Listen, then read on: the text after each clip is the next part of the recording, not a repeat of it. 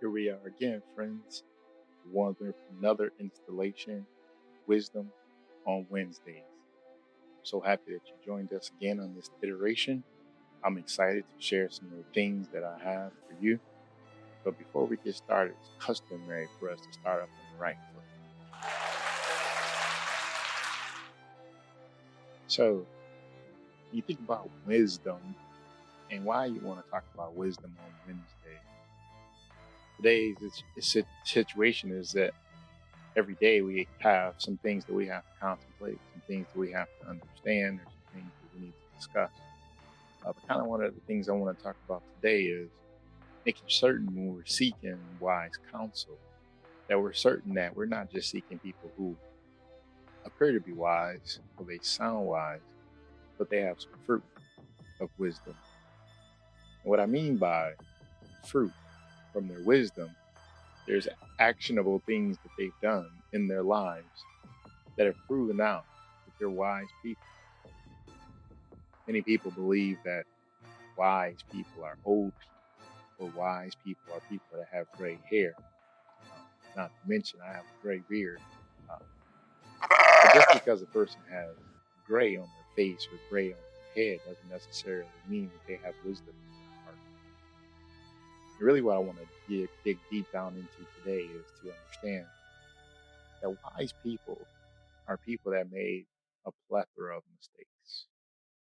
Wise people are people who are observant, that they didn't just make mistakes themselves, but they also paid attention to the mistakes, not just the mistakes, but they paid attention to the ramifications of the mistakes that other people made. You see, friends, when most of us make mistakes, we're not the only ones that have to pay the penalty for those mistakes.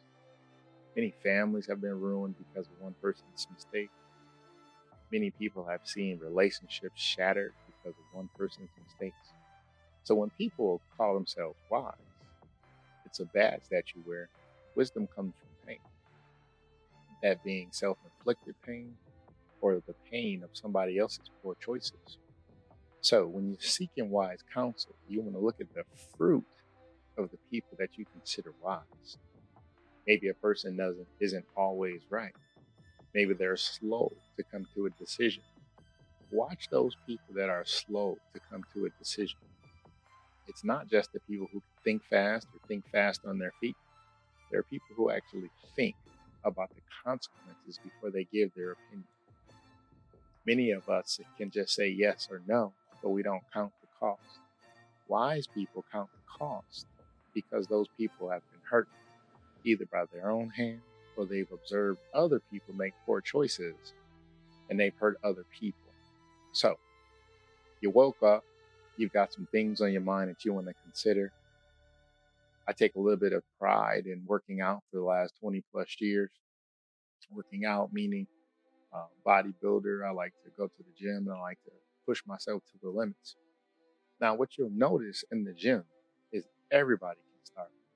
Around the beginning of the year, many people start working out. Many people make disciplined decisions regarding their diet.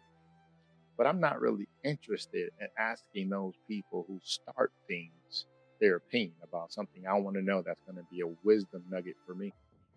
I'm looking for those people who have battle scars. And what I mean by battle scars is I want to hear from the person who's been in the gym over a plethora of years and maybe they hurt themselves doing something wrong. Let me clear it up for you. You see, some of the best teachers can be people that have done things the wrong way, and they can actually help you not make the same mistakes that they did. So I have a lower back issue. So many opportunities, I have younger guys coming and asking me questions about deadlifts and asking me things about development of the lower back and what's actually necessary. And what I've learned after all these years of doing things wrong, that every exercise is not for every body type. I'll say it differently. Every piece of wisdom is not for every person. So just because I was able to do an exercise wrong for many years doesn't mean that I'm the authority on how to teach you how to do that correctly. But I am an authority on how to teach you how to do it wrong. because of the way my body is made, and because of the length of my arms, and because of the demand of the exercise. It puts extreme pressure on your lower extremities. And because of not having wise counsel in my youth, I went ahead and leaned to my own devices and to my own understanding, and thinking that just because it felt good to me, that's an aha right there. Just because it felt good to me, I didn't think that there would be issues over time. But you add 20 years of doing something wrong, your body will start telling you that something's not right here. Something's out of socket.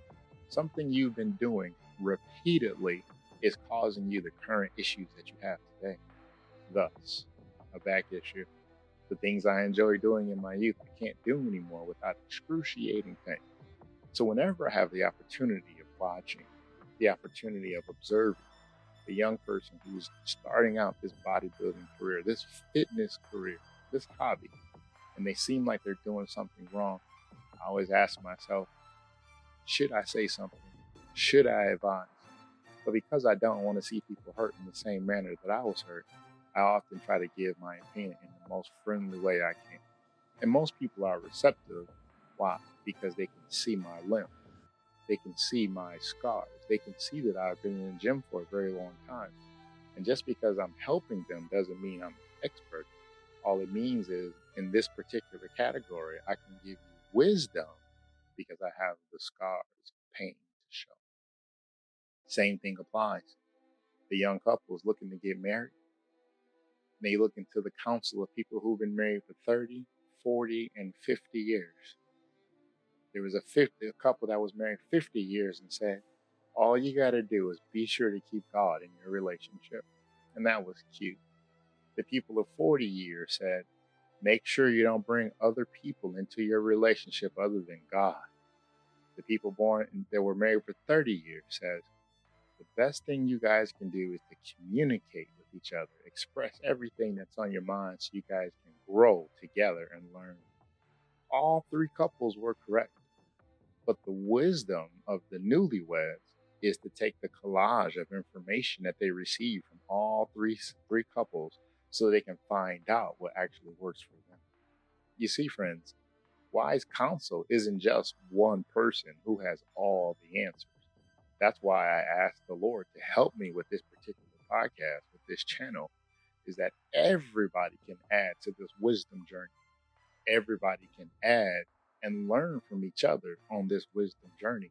So when you wake up early in the morning and you say, I want to reach out to somebody that can help me get over this particular hump, someone that can help me move or advance my career, somebody that can help me learn to rear my children, someone that can help me reestablish my relationship with my estranged children. The best counsel isn't going to come from somebody who's never been divorced. Stay with me, Christian friends. The best counsel isn't going to come from somebody who stayed on the job for 30 or 40 years. The best counsel may come from somebody who made some mistakes and learned along the way. And now they can share their scars, they can share their pain, and they can share their wisdom of things that they wish they could have done better if given the opportunity. So, as we embark on having wise counsel conversations and giving our opinion and letting people understand you don't have to fail. Sometimes all you got to do is open your mouth. And I've learned over these last 46 years is that you can talk to a stranger, and a stranger can have everything that you need in one conversation. But the key to it is that you have to have a heart who's open, a heart that's teachable, a heart that can receive information. And when you can receive information, you can freely give information. I want to drop this last nugget in your heart so you can hear it this way. Many wise people have been gifted to pour into many cups. What's that mean? You've been gifted to give counsel. You've been gifted to be able to relate to lots of people and give them what they need in certain particular areas of their lives. But I want to caution all my pourers in the room. I want to caution that if you don't have a person pouring into you, all those gifts that you're pouring to other people are going to leave you feeling depleted, feeling resentful, and feeling like people don't matter to you or you don't matter to people. So you have to seek out wise counsel, even if you're wise. Because being wise doesn't mean you're all knowing and you don't need anybody anymore. Wise counsel only mean that you've been equipped to help other people, but you're still in a position to where you need somebody to help you as well. So that's my Wednesday with you, friends. I had a wonderful time hanging out and kicking it with you. I ask that you reach out to me throughout the chat so we can share our wisdom nuggets each and every day that we post. I'll try my best to post these on a regular basis. My goal is to have the wisdom nuggets on Wednesday once a month. Keep up with everything we got going. And remember, wisdom comes from people who've experienced the most pain. I hope you're healing by helping other people. Have a wonderful day.